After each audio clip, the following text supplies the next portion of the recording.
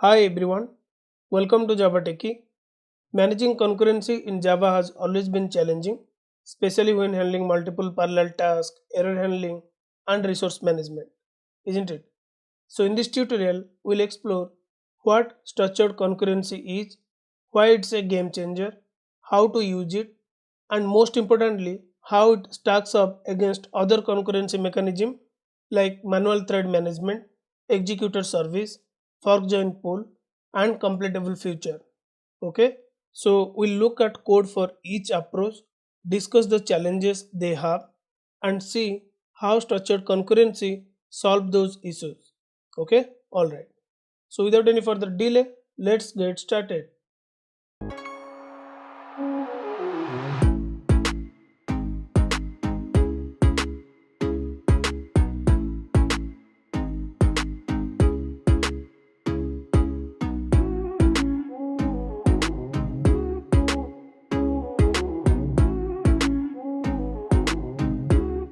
So first, let's understand what is structured concurrency. Okay, so structured concurrency is a new paradigm introduced in JDK 21 as a preview feature, but in JDK 23 it is announced as a standard feature. Okay, which helps developer to group concurrent tasks into a single block, or you can say as a scope. Now this scope allows the task to be managed as a single unit. For example, let's say you have multiple tasks called T1, then you have T2, then you have T3. Now you can group all these concurrent tasks in a single block, that is called scope. Now the scope allow the task to be managed as a single unit. Okay. Now you can play with this particular concurrent task as a scope in a single unit. So you can have multiple scope as well in a single project by defining multiple tasks. Now you might thinking, what is the benefit of using this structured concurrency, right? So let me note down the key benefit of it, then it will easy for me to explain you. The first key benefit is life cycle management, or you can consider thread life cycle management. Okay, it means all the tasks within the scope are managed together, and being a developer you no need to take the headache of thread lifecycle management. Okay, now the second benefit is error handling. Okay, so error handling means you can say if one task failed within the scope, then all the tasks you can cancel. Okay, or if you want exception from this task, you can propagate to other task as well. Fine, that is the benefit of error handling in structured concurrency. Now the third point is resource management, or you can say resource cleanup. When I'm saying resource cleanup, threads and resource are automatically cleaned up when the scope itself is finished. Okay, you no need to explicitly close the thread or shut down the services. It will take care by the structured concurrency itself. So these are the key benefit of using structured concurrency over other concurrency mechanism. Okay, so we'll not directly jump into the code. Let's go over each concurrency mechanism and its challenges one by one. That way it will be easier to see how powerful is this structured concurrency feature.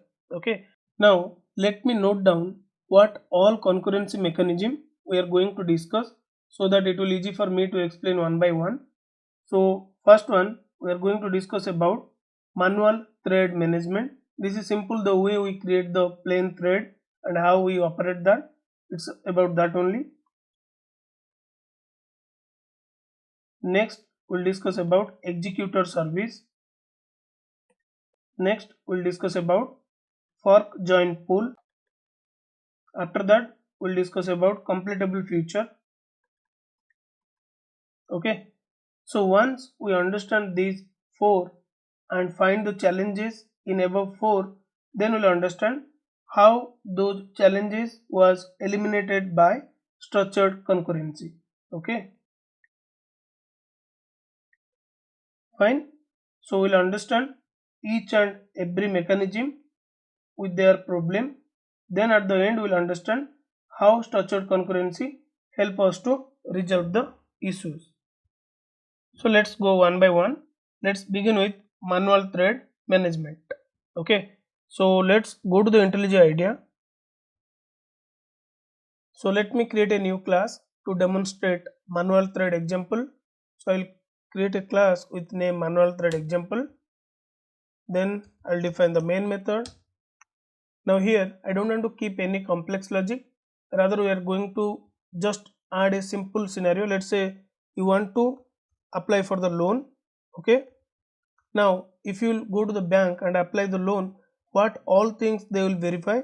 They will check your credit score, right? Then they will also check your verify your employment. Then they can also check your any history, past history about your loan and all. So loan history or something like that. They can also do some fraud detection. Like this they will go with multiple step, right? They directly can't offer you the loan, rather they will go with lot of validation. So let's consider these two: credit score, validate the credit score, and employment verification. These two will consider, these two tasks will run in a separate thread in each and every concurrency mechanism. Okay, so just added it for reference, that's fine, just ignore it. So just do one thing, let's create two different thread. One thread will handle this task, another thread will handle this task. Okay, so what I can do, I'll just create thread new thread. Okay, and I will pass the runnable here. You can create a class and implement from runnable. Better let me use the lambda here. Pass the runnable with lambda. Now what operation you want to perform? Nothing, I will just print some statement. Okay, sys out. I also want to print the thread name, so I will just define thread dot current thread. Then I will create another thread who will do the employment verification. So I will name it employment verification thread. Okay, so here also credit score check thread, something like that. Let's keep it meaningful. Okay, now here I can define, now I have two different thread, credit score check thread and employment verification thread. These two thread is doing two different tasks.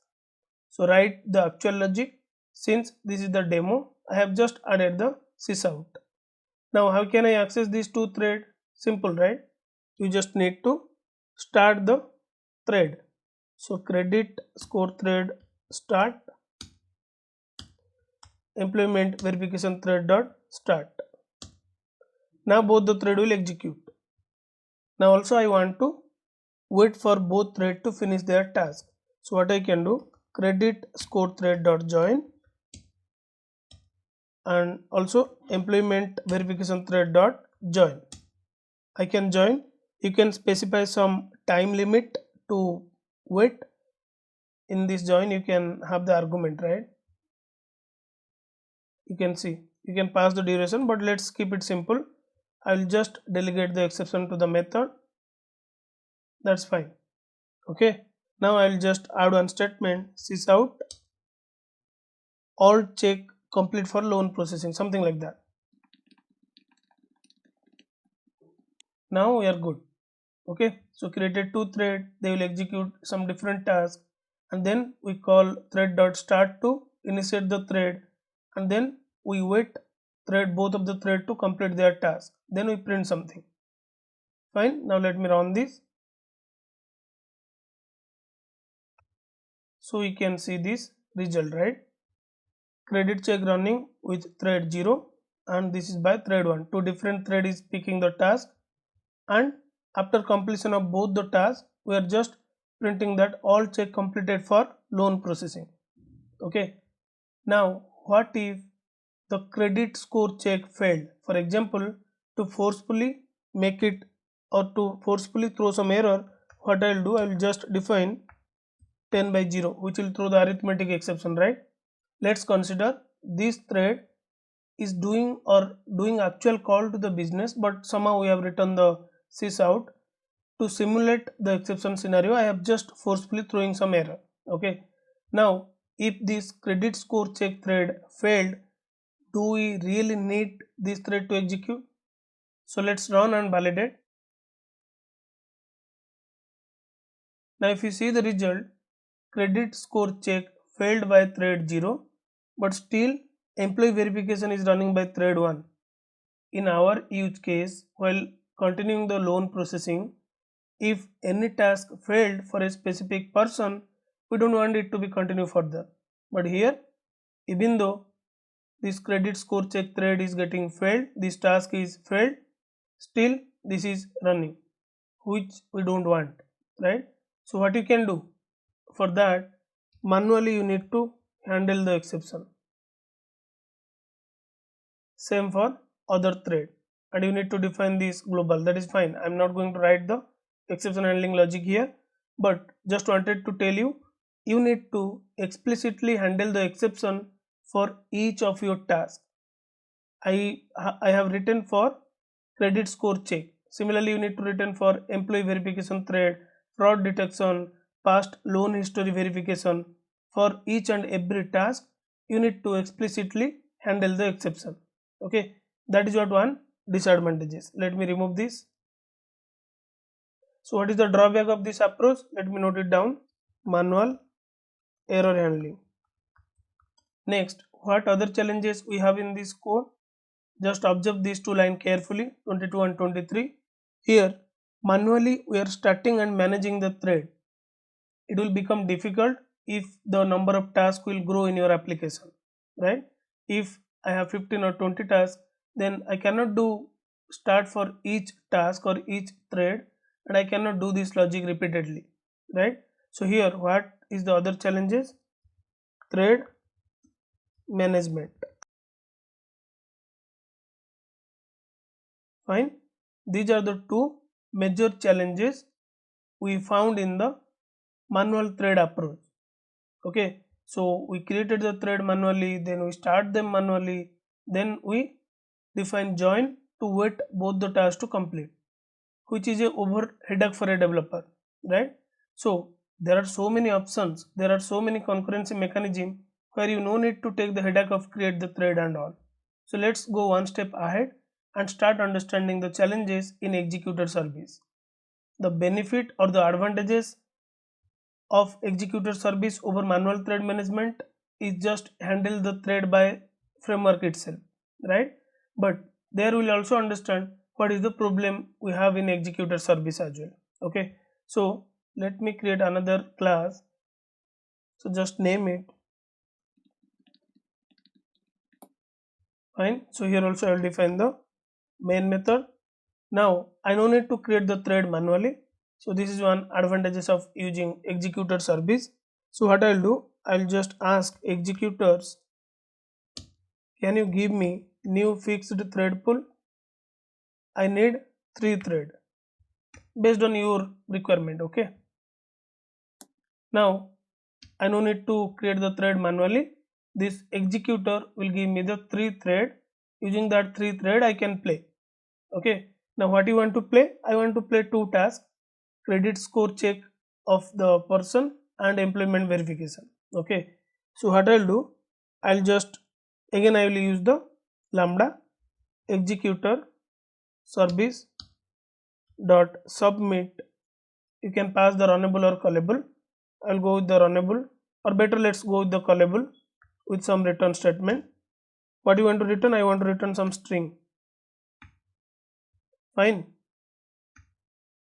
Now this is my which task, so I'll just define this as a credit score check future. So here what I want to do, I will just write some statement sys out checking credit score,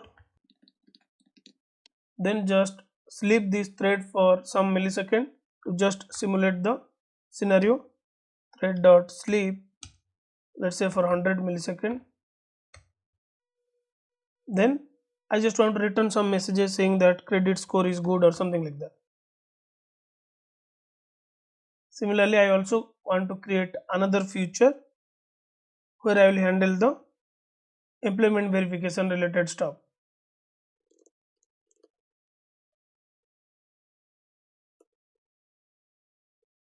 Then just change the return statement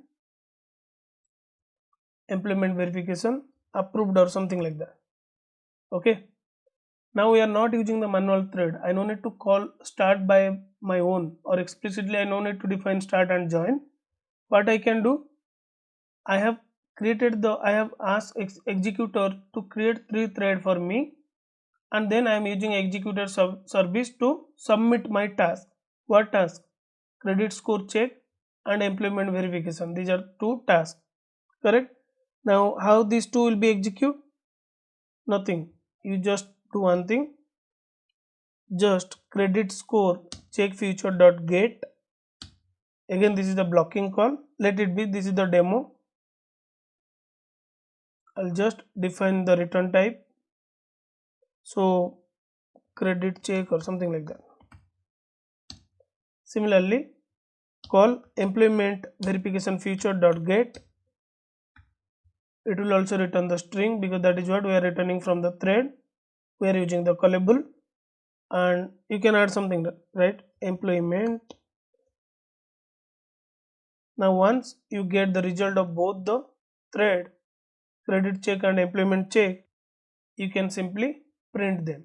So I can write here sysout credit check. So I am not explaining the internal because I assume you are aware about it, because already I have explained the executor service completable feature in my channel. Okay, so just go through it. Still you found difficult to understand what I am writing here, feel free to let me know in a comment so that I will explain the things from very basic about the multi-threading. Okay, so that is fine, right? This is what we are doing using the executor service. Now once my thread execution is completed, I just need to shut down my service. Okay, now let's run this and we'll see the output. So we got the result, right? Checking credit score, checking employment verification, then it is giving the result. If you want, you can also print the thread name. Let me add it here.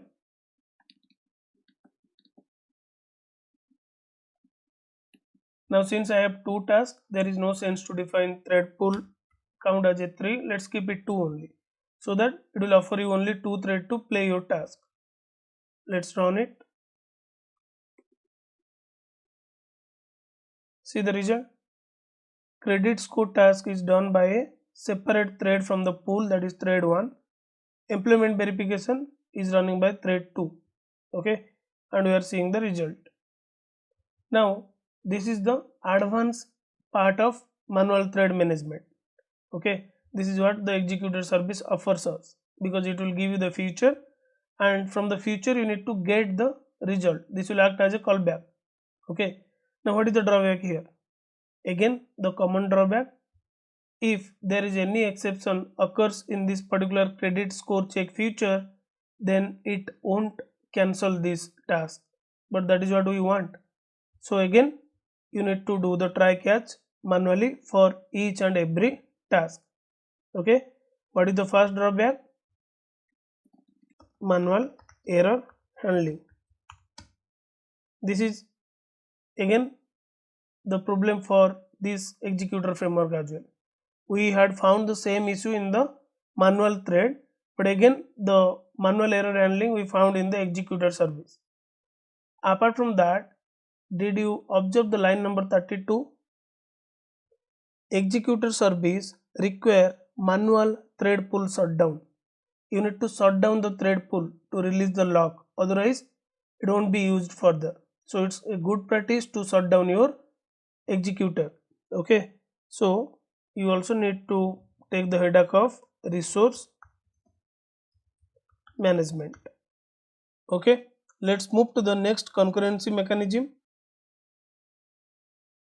Now we have discussed about executor service. Now the next one is ForkJoinPool, right?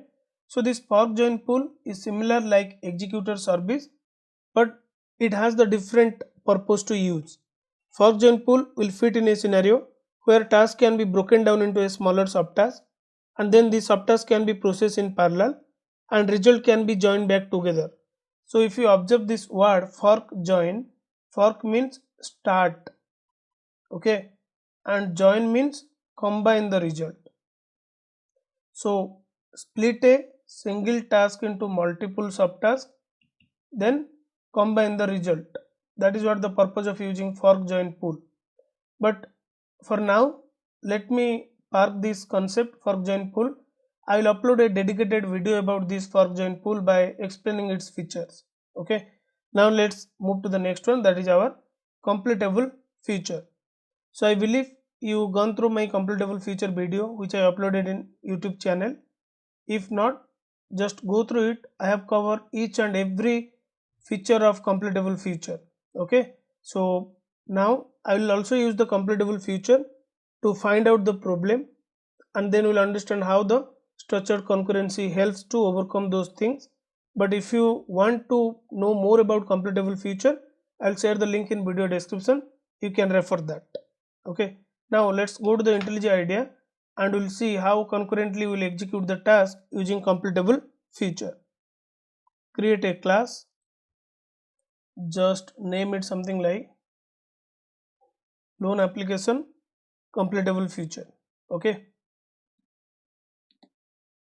just define the main method. Now how to create the thread in completable feature? It's just a lambda. You no need to again create the executor by your own. Just define completable feature dot supply async and drawn async. There are two methods. Just use that. I will use supply async. Now if you see the argument, it will take the supplier, which is nothing a lambda. Just define the lambda expression. Supply async will expect the return statement, right? So you can define something like return some value. So I'll just define, let's say this task is for credit check. So I'll just define credit check. Fine. So since this is a lambda, you can use the method reference instead of just define the return. Okay. So this is what my credit score check task, or you can just define credit check future. Similarly, let me create another task for employment verification.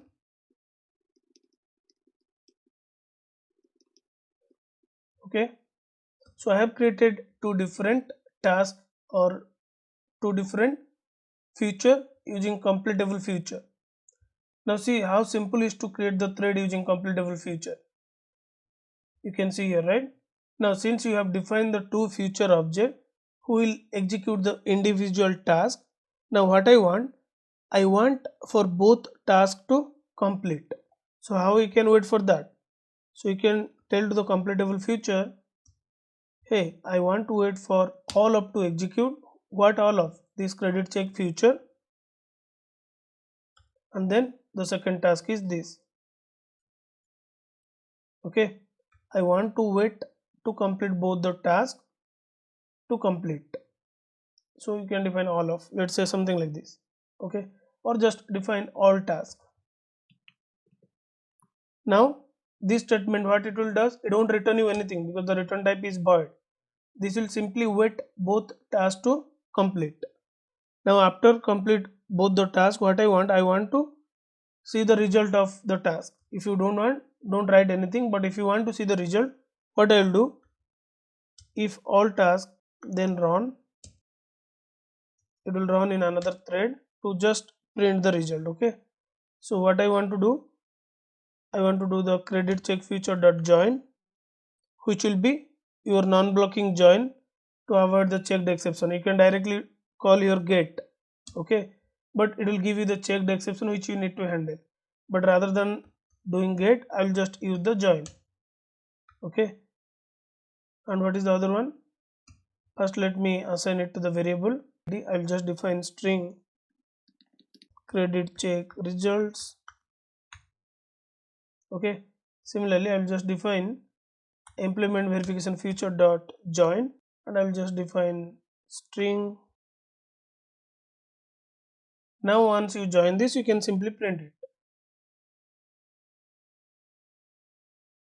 Now the last step, just join the main thread until all tasks are completed. So I'll just call join, so that my main thread will wait all tasks to complete.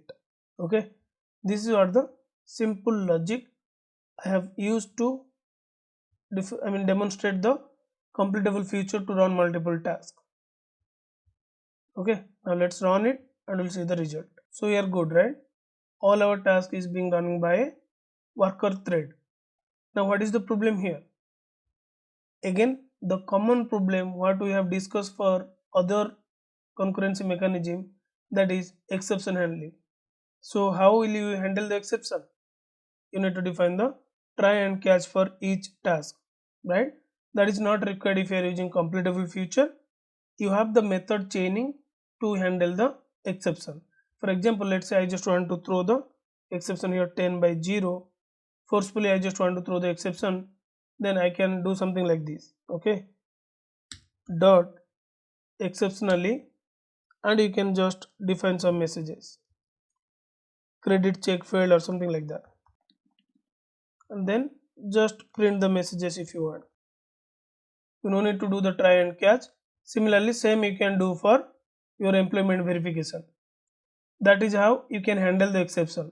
We got one benefit of using this completable feature compared to the other concurrency mechanism, right? Now let's run this and we'll see the output again. Can you see here? Credit check failed by the exception what we are forcefully throwing, but still your employment verification task is running, which you don't want. It means if one task is failed, it is not cancelling the other task. Even it's not propagating the error from one task to other task, right? So we found the same problem using manual thread approach, using executor service, even completable feature also we had the same issue, right? And is there any resource management required? No. So let me note down the first problem, exception handling, that is common for all the approach, right? Now what is the next problem? We are not managing the resource explicitly. That is one good point of using this completable feature. But what if I'm using, let me copy this. Okay, what if I'm using my own executor instead of relying on the ForkJoinPool? I want to use my own executor. So in the supply async only, I want to pass my own executor. Then since you are using your custom executor, you need to forcefully do executor dot shutdown. Okay, now if you run this, you will get the result, but again since we are throwing the exception, it's not propagating correctly. Okay, so the second drawback, resource management required if you are using custom executor. Correct. Now we understand all the three approach, concurrency approach and their problem. Now let's see the thing which we are waiting for, how all these exceptions or how all the challenges will be eliminated by the structured concurrency approach. Okay, that is something new which was introduced as a preview in JDK 21 and now it is a standard feature in 23. I didn't explore more in JDK 23, but I'll definitely do that and I will update in the channel. But let's start learning the structured concurrency in JDK 21. So for that, you need to enable the preview feature. You need to do these things basically. In the compile args, you need to define enable preview. Okay. Now nothing else. So let me create another class to demonstrate structured concurrency. I'll just define a Java class. I will give the same name Now let me define the main method. This is very interesting concept. Now what you understand, multiple concurrent tasks you can wrap inside a block that is called scope. Okay, so what you can do, you can use the try with resources so that the resource will be auto clean. What you can do, you can define structure task scope dot shut down if there is any failure. New structured task scope. Okay, now just define this to a variable called scope. Now within this particular scope, you will create your concurrent task for credit score check and for employment verification. Now how you can do that? It's again very simple step. Just use the scope dot fork. Okay, and you must need to pass the callable. Can you see the argument? So again I will use the lambda. I will have some return statement. So this task will be my credit score future or something like that. Similarly, I will create another task. So you need to observe here, okay, that all the tasks we are creating inside a scope. So I'll just name it. Now just return something, some meaningful messages. I'll just define credit check running, something like that. So here also something, just define employment verification running. Now here another interesting fact, submit, when we are submitting the task, you can run that either in traditional thread or virtual thread. That is another advantages, because if you know that virtual thread was introduced in JDK 17, right? So 17 onwards you can start using the virtual thread. Fine, so it is up to you based on your use case whether you want the traditional or virtual. By default it will consider the virtual thread. Okay, for example, to prove that I will do one thing, just I will define the thread, just modify this. Okay, now what we can do, we can wait for all tasks to finish, wait for all tasks to finish their job. So it's a simple call, just do scope.join. We are not invoking join on each thread or each feature or each task, okay, because we are operating all the tasks with the help of scope. So just you can add the catch clause or just throw the exception to the method. Fine, now just tell to the scope, hey, throw the entire task if there is something going wrong. So just define throw if anything is failed.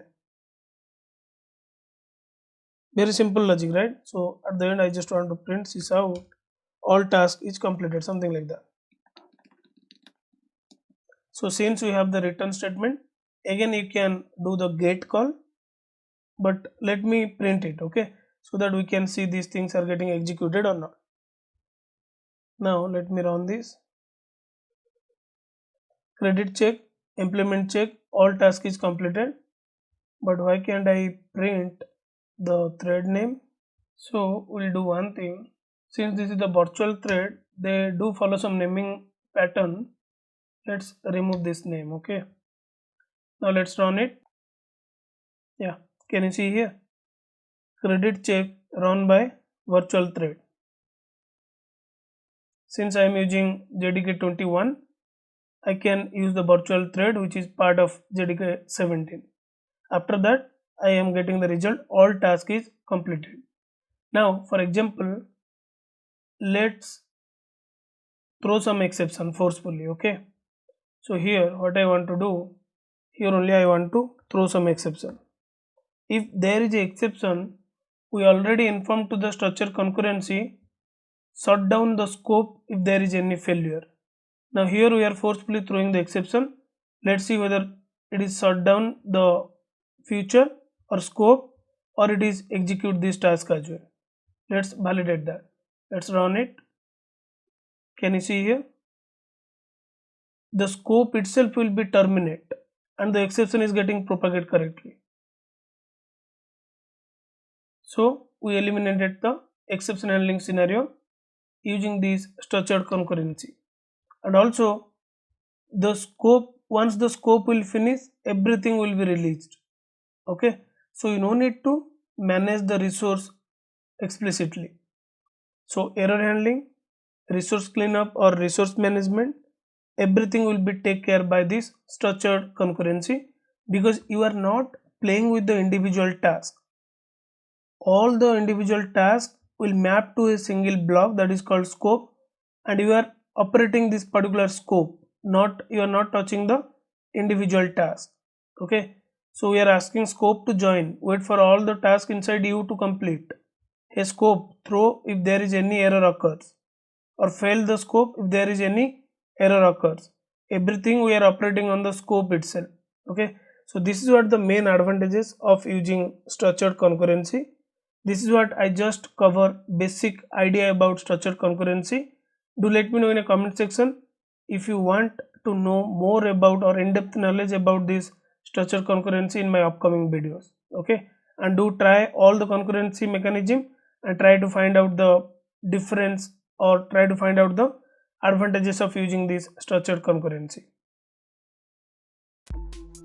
That's all about this particular video, guys. Thanks for watching this video. Meet you soon with a new concept.